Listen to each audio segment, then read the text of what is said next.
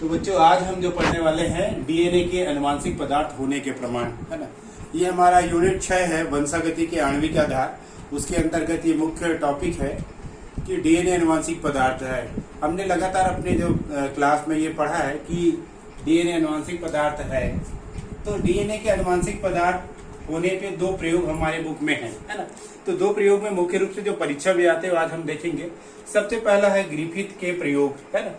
तो ग्रिफिथ नामक वैज्ञानिक ने 1928 में इन्होंने क्या किया, डिप्लीगो के निमोनिया जो है ना, उस पर एक प्रयोग दिया। इनके दो प्रभेद पाए जाते हैं, एक चिकने प्रभेद है और दूसरा खुरदरी प्रभेद। जो चिकने प्रभेद होते हैं ये जो होता है जीवों में रोग उत्पन्न करने में सक्षम होते हैं, इसको S3 कहते हैं या वेरुलेंट कहते हैं। दूसरी तरफ देखते हैं जो खुरदरी प्रजाति है इसको R सेकेंड कहते हैं, ये रोग उत्पन्न करने में सक्षम नहीं होते, है ना। तो उन्होंने अपने प्रयोग में ये क्या किया कि इनको जो है चूहे के ऊपर डाला, चूहे के ऊपर ट्रांसफर किया और ट्रांसफर करने के बाद ये देखते हैं कि जो S3 है उसको डालने पर चूहे की मृत्यु हो जाती है, जबकि R2 है जो नॉन वेरुलेंट डिजीज, इसको यदि चूहे पर डाले तो ये चूहा जीवित रहता है ना।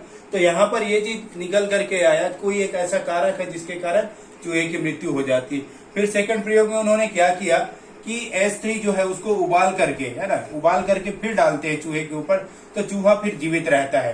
दूसरी तरफ देखते हैं जो R सेकेंड है और S3 जिसको उपचारित किया गया है या उबाल करके, दोनों को मिक्स करके डाला गया तो सभी चूहे मृत पाए गए, है ना। तो यहाँ पर उन्होंने ये बतलाया कि कोई ऐसा कारक है जो S3 से कहाँ चला गया, है ना, इन दोनों के मिश्रण में चला गया और उसके कारण ये सभी चूहे मृत पाए गए। बाद में 1944 में एवरी और मैक्लियार्ड ने फिर इसी प्रयोग को दोहराया और इसी प्रयोग को दोहराने के बाद उन्होंने यह स्पष्ट किया कि ये जो पदार्थ ट्रांसफर हो रहा है वो पदार्थ डीएनए है और इसी के कारण जो है ये चूहे मृत हो गए। तो अब हम सेकंड प्रयोग देखते हैं जो डीएनए के अनुवांशिक पदार्थ होने के प्रमाण में जो दिया गया है वो जीवाणुभोजी ट्रांसफर के द्वारा सेकंड प्रयोग दिया गया है ना। तो ये वैज्ञानिक हर्शे एवं चेस नामक वैज्ञानिक थे। इन्होंने जो है बैक्टीरियोफेज पे ये प्रयोग किया। तो उन्होंने क्या किया, ई की दो प्रजाति है उसको कल्चर कराया। तो एक माध्यम जो लिया P32 लिया और दूसरा S35 लिया, है ना। तो ये जो फास्फोरस युक्त होता है और ये सल्फर युक्त होता है, तो दोनों रेडियो एक्टिव होते हैं, है ना। और इसकी कई पीढ़ियों का अध्ययन उन्होंने किया। उसके पश्चात कई पीढ़ियों के अध्ययन करने के पश्चात जो कल्चर था उस कल्चर को उन्होंने बैक्टीरियोफेज अर्थात जीवाणु भोजी पर संक्रमण करवाया। क्या करवाते हैं, संक्रमण करवाते हैं। तो दोनों पर जब संक्रमण करवाते हैं तो संक्रमण करवाने के बाद वो देखते हैं कि जो P32 लिया गया है ना, उसमें जो रेडियो एक्टिव सक्रियता की गुण पाई गई, है ना। तो ये रेडियो एक्टिव सक्रियता का गुण पाया गया, जबकि जो S35 था उस S35 में रेडियो एक्टिव सक्रियता का गुण नहीं पाया जाता। यह गुण केवल इसके सुपरनेट में पाया जाता है।